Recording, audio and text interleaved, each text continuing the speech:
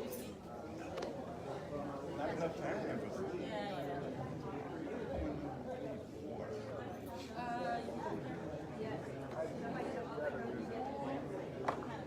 Thank you.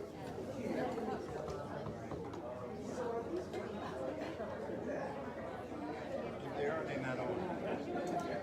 Yes, I can take it.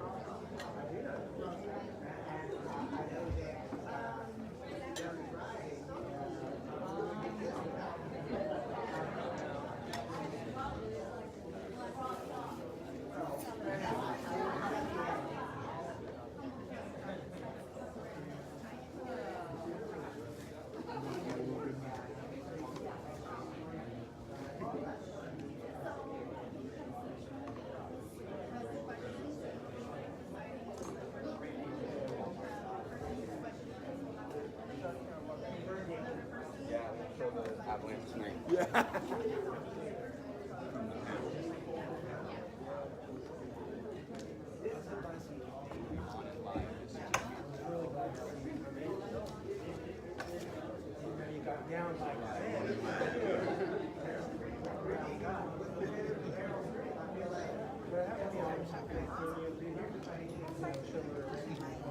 think I have, this is already live and I think it's all fine, but if you could like maybe just peek at it every so often to make sure it didn't get down here. Right, absolutely. And I'm so sorry, but my reporter in the auxiliary service, I'm waiting on the IT person and they're not here yet, so we will not get high quality That's sound. okay. I'm sorry. That's okay. It's better than nothing. Are you ready, Randy? That's not. So you're from here? Yeah. I teach you the department chair.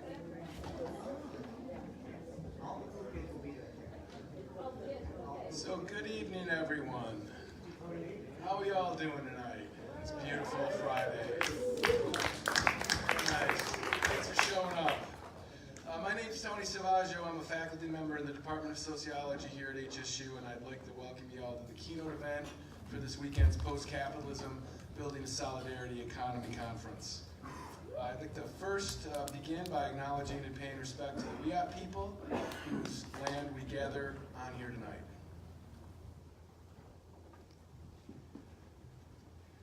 I'd also like to thank Cooperation Humboldt and the U.S. Solidarity Economy Network, whose amazing group of organizers have made this event possible. Additional thanks go to Edge Caliber, POCLAD, the Program on Corporations, Law and Democracy, the Tarbell Family Foundation, Equity Matters, and I'd also like to thank the Departments of Sociology, Geography, and Environmental Studies, as well as the College of Arts, Humanities, and Social Sciences. Each has contributed to the large pile of dead presidents that were required to use this public educational space to hold this educational event for our community. Rumor has it that the University Center is actually considering charging you all chair rental fees for attending future events like these. Yeah, kind of like the seat licenses that you have to buy for season tickets for corporate sports arenas. So, yeah, but don't quote me on that. So we gather here tonight to hear from folks who've been building alternative models to opposition of things like the neoliberal university, models of a solidarity economy conference. A solidarity economy is broadly defined as efforts to create an economy based on cooperation rather than exploitation, one that prioritizes the welfare of people and planet over more than capitalist values. The solidarity economy empowers us to meet our needs in harmony with nature and without exploiting anyone. It puts people and the planet over profit by prioritizing collaboration over competition and cooperation over domination. The approach is grounded in the following principles. I'll mention a few here: solidarity, cooperation, mutualism, equity in all dimensions, and that's race, ethnicity, nationality, gender, class, sexual orientation. It's grounded in participatory democracy and sustainability. So the goals of this gathering this weekend are really to educate folks about what does this solidarity economy thing mean. also to strengthen existing progressive organizations, especially those doing solidarity economy work here.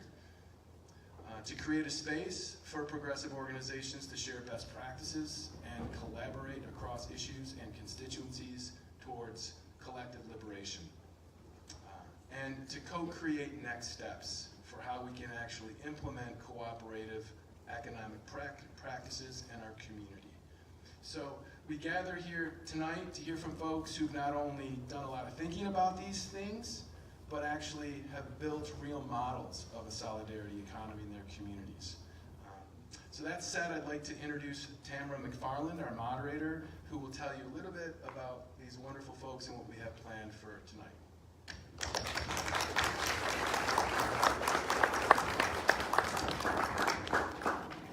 Hello. So thank you all so much for being here to kick off our post-capitalism conference. I hope you all know it continues tomorrow with a lot of workshops. Talk more about that later. So I would like to begin tonight to echo what Tony said, acknowledging that the land where we currently sit is traditional Wiyot territory. And as I prepared for tonight's session, I struggled a little bit with how best to talk about that. I didn't want it to feel like empty words. I didn't want it to feel like we were just checking a box and moving on. So I would like to try to go a little bit deeper and spend a few minutes talking about the Wiyot people and the history here.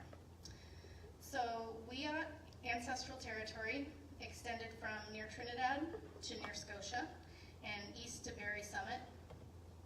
Pre-contact, the region supported a Wiyot population estimated between 1,500 and 2,000 people.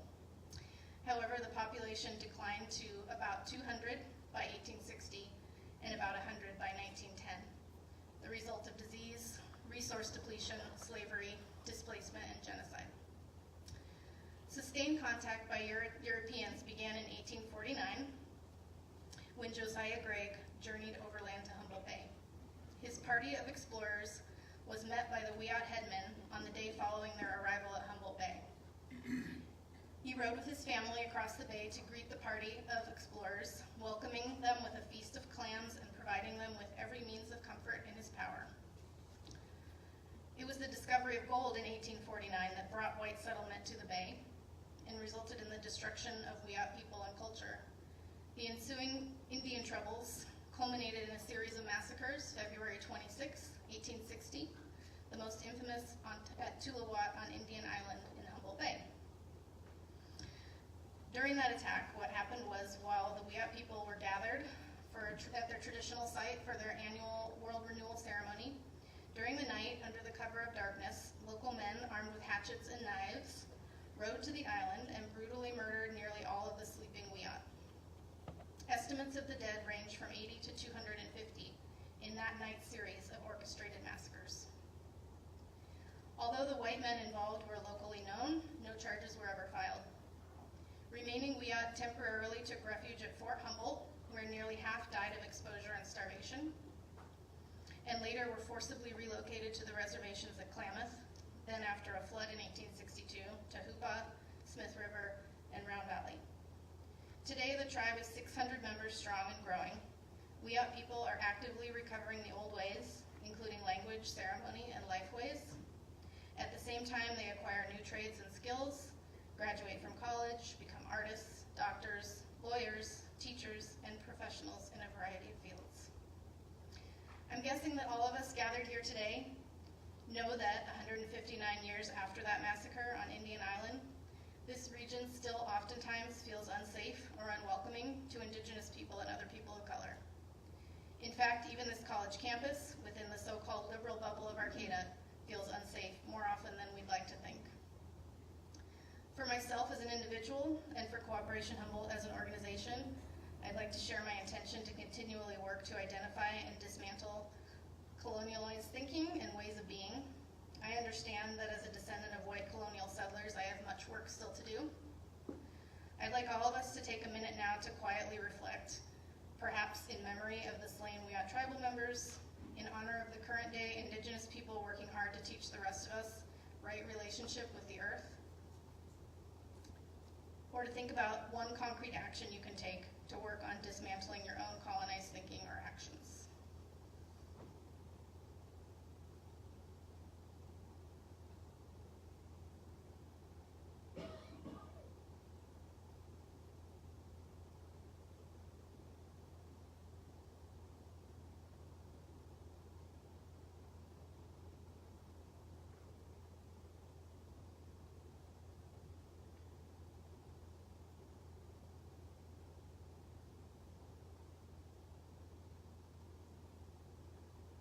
Thank you.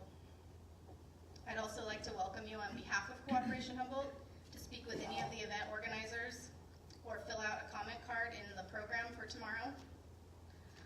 If you have any feedback about how we can continue to challenge ourselves to more effectively center decolonization in our work. Next, I would like to move on to talk a little bit about Humboldt County, this place where we are, and what the current political climate is. Because I think something really special has been happening here, and that it deserves to be celebrated. So over the past few years, a lot of exciting things have happened. First, I want to make sure that everybody knows about the honor tax. Who's heard of the honor tax?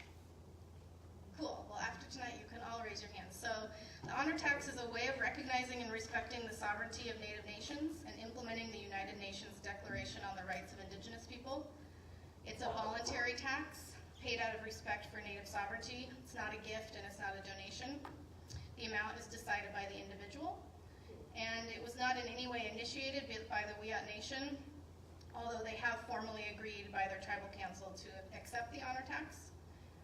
It was initiated by individuals, organizations, and businesses who want to actively recognize the sovereignty of the Wiyot tribe and their right to their traditional land. So I would encourage you to check out honortax.org and do what you can afford. And just to make a note that that actually originated here from local organizers about a decade or so ago. So some of the more recent things that are exciting to me about what's been going on in Humboldt County lately is the Eureka City Council voting in December 2018 to return Indian Island to the Wiyot tribe, becoming the first city municipality to return land to an indigenous tribe. That's pretty huge.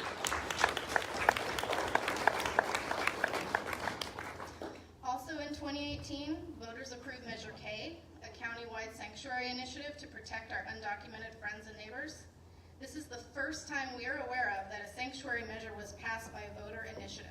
That's also a really big deal. Also last year, we were successful in voting down Measure M. The defeat of this measure allowed the statue of President McKinley to be removed from the plaza in Arcata. It's the first time that a presidential statue has been removed by public demand voiced through the initiative process. So, I don't know about you, but this is some historic shit happening to me. This is a big deal, and this is a special place. And that's one thing that gives me hope with all that's going on, if we can turn it around anywhere, we can do it here. So, a couple other things of note that have been going on here in Humboldt County. I'd like to just mention the formation and the success of the North Coast People's Alliance. So it came out of the campaign for Bernie Sanders, where we might want to just note that Humboldt County had the highest percentage in the primary for Bernie than any other county in the state. And the people who were volunteering on that campaign chose to continue doing political work together, recentered at the local level, and they became the North Coast People's Alliance. That organization has had some great success in the electoral realm, and probably what's the most exciting and noteworthy is that they are actually succeeding in being a place where people can come and work together for their shared progressive values, regardless of what party label they assume. So there's Democrats, there's Greens, there's Decline to States, there's Peace and Freedom. All these people are working together, and they're setting aside the party labels and the things that they disagree on to come together and work on the local issues that they do agree on. So I invite you to check that out. And then, of course, the formation of Cooperation Humboldt. So I think Tony did a great job already of describing what we mean by a solidarity economy, and that is what Cooperation Humboldt is here to build. So we're really excited to have you join us.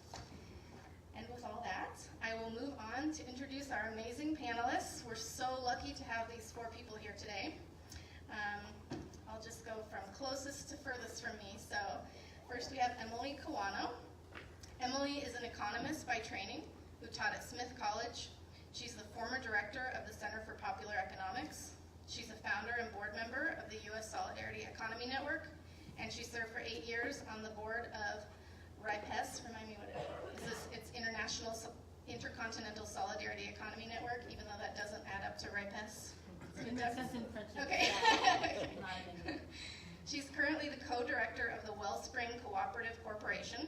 which is building a network of worker-owned co-ops in underserved communities in Springfield, Massachusetts.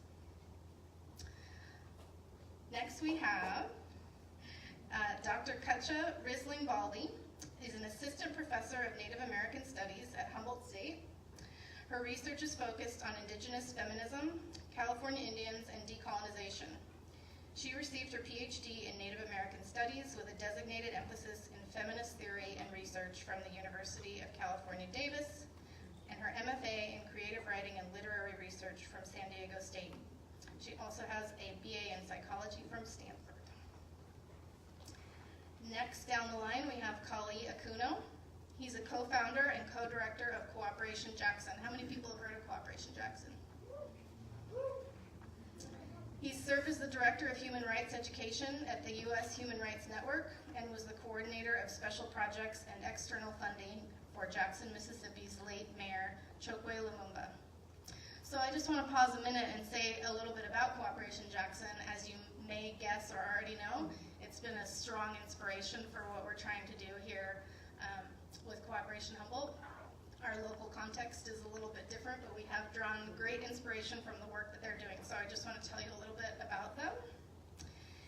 Cooperation Jackson is an emerging vehicle for sustainable community development, economic democracy, and community ownership.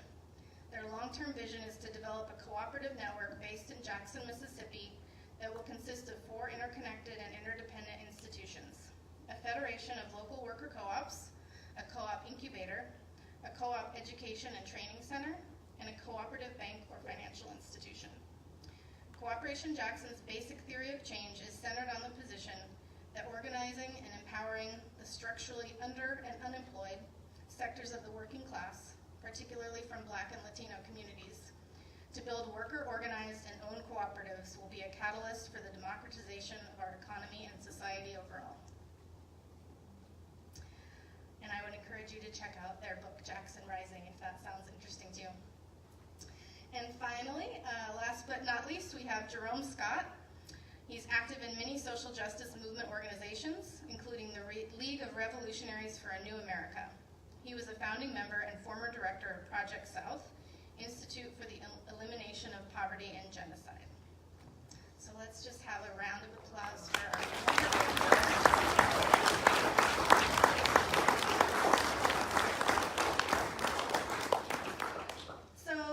just to kind of orient you briefly to what we're going to do tonight, we've got a set of questions, and I'm going to pose each question to one person, and they'll have 3 minutes to answer, and then we have time for one more person to chime in for 2 minutes if they choose to, if they want to, and then we'll be moving on to the next question, and then we're going to have some breaks where we ask you guys to talk about what you've heard a little bit.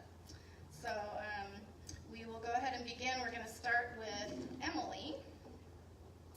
And the first question for Emily is, can capitalism be reformed?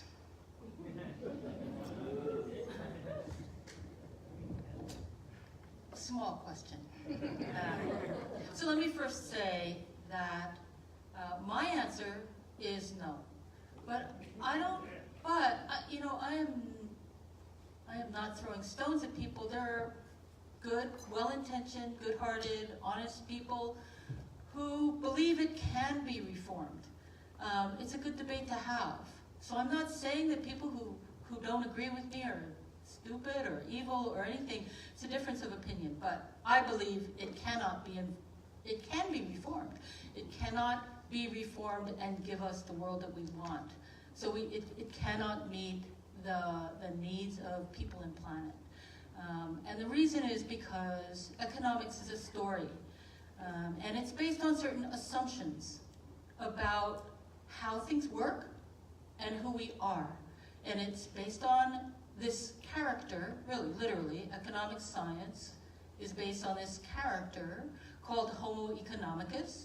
And the assumption about Homo economicus is that he, and he is rational and calculating and self-interested. And he's always trying to get the biggest bang for his buck, right? Always calculating, always rational, right? And from there, you build on that assumption of who we are as human beings, right? And then you build this whole system, this whole economic system of capitalism, based on that assumption of who we are. And then you have, you know, the invisible hand working through markets and delivering the greatest good for the greatest number by everybody fulfilling their nature, right, of homo economicus and pursuing their own self-interest, right? There's something a little wrong with that picture, right? It's very stunted, right? And we're more than, I wouldn't disagree that there is that rational, calculating, self-interested part of human nature, but it completely ignores the whole side of us that's cooperative, that's loving, that engages in reciprocity, et cetera, et cetera, et cetera, which increasingly, right, it's shown throughout the sciences that it isn't true that, you know, it's just a dog-eat-dog world, that human beings wouldn't have survived without being able to cooperate. And so capitalism is based on such a flawed view, such a narrow view of who we are and human nature, that it is inevitably going to be rapacious in all aspects, right? And I think I'm out of time. So I'll invite if one other of our panelists would like to respond to the question of whether capitalism can be reformed. If not, we can move on. I guess my answer would be why. Like if we can't come up with a better idea, I always think it's really interesting that I heard this great talk by a woman one time. She was a professor, and she said, we have an easier time imagining what we're all going to do in a zombie apocalypse than we do imagining the end of capitalism. And we all have plans for how we're going to survive, like where we're going to go first. Don't go to Walmart. Everybody's going there, right? Like, we all have plans. We're like, we're going to go for a zombie apocalypse, but not what we're going to do after the end of capitalism. We've never been taught to imagine beyond that. We don't have books or people writing like whole things about what that looks like in terms of, we don't teach high school kids books about the end of capitalism. We don't teach them how to imagine beyond capitalism. And so I did a lot of work with what we call a radical imagination. We have to come together and think beyond. Rather than reform, what's after that? What does that look like for us? How do we imagine that together? Because the minute we start saying it out loud and dream it into being, it can become. So I don't ask the question of can we or will, I just say, well, why? Why should we? Let's do something else. Let's do something radical.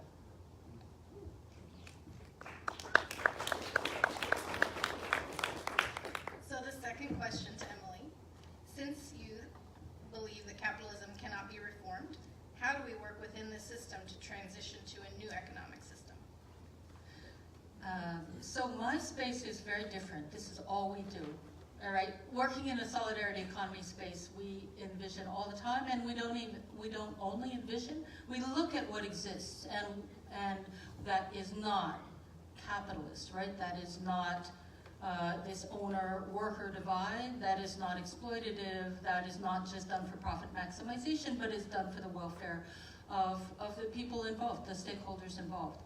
So I think there's a huge amount out there, and one of the problems is that there are many, many, many examples to build on. Some are old, some are new, some are mainstream, some are alternative.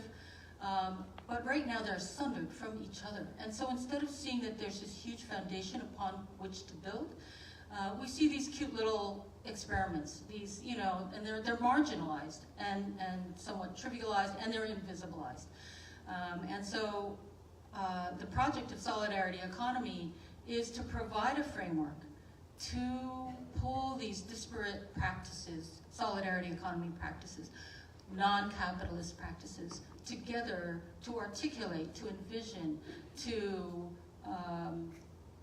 show that there is an alternative. It isn't the dominant system, but the foundation is there. So it's about seeing, it's about believing that we have viable alternatives. It's about pulling them together, and those practices, from co-ops to community land trusts to social currencies to participatory budgets to housing co-ops to CLTs, right? Getting them to recognize that they are part of a transformative project and they're pulling in the same direction. Without being dogmatic about this is the only way, right? There's going to be a lot of trial and error, and we have to be humble about what we know works and the limits of that knowledge. So I think right now things are so bad and so scary, both in terms of politically and fascism, also in terms of the onslaught of climate change and environmental destruction.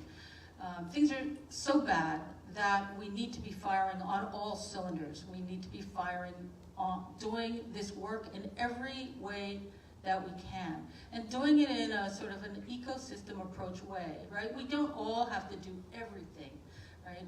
To some extent, we can divide up the work and stay in our niches, but we have to recognize each other as part of the same project and pull together and work together, and that's the challenge. And that's what Solidarity Economy helps to provide that glue by providing a framework.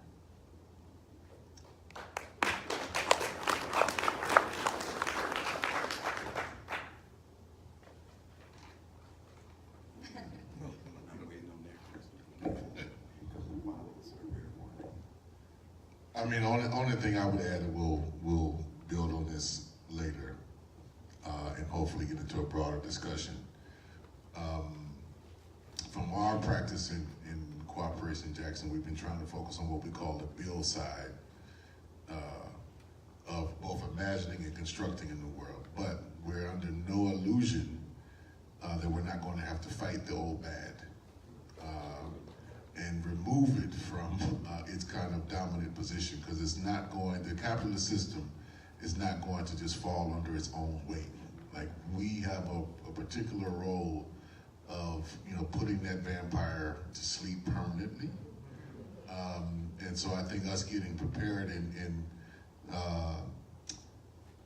to both, imagine anew, but also be clear about clearing out all of the old kind of cobwebs that even exist in our minds and our mental frameworks about, what the system is. Because one of the things that we have been learning through a lot of intense struggle within and amongst ourselves, within our own units, is how much capitalist logic is still deeply embedded in us, in our thinking, in terms of trying to do something different, trying to do something alternative.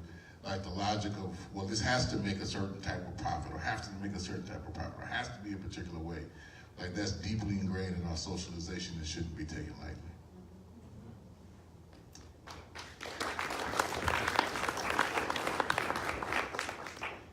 So now we're going to take a 5-minute, I guess it's not a break, but a 5-minute period for you guys to talk with a table partner, preferably maybe somebody that you haven't already met. So we just want to invite you to reflect on anything that you heard that was interesting or provocative or made you think of something in a different way, and we'll take 5 minutes for that.